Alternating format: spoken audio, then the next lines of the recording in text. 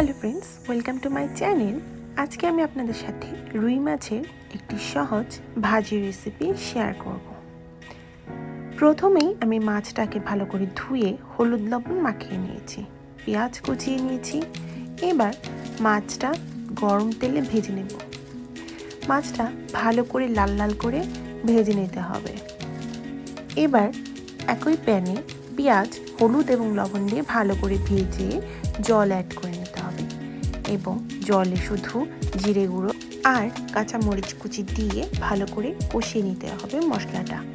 হালকা আঁচে কষানো হয়ে গেলে মাছগুলো অ্যাড করে আমি এটাকে মিডিয়াম ফ্লেমে আবার মাছের সাথে কিছুক্ষণ কষিয়ে নেব।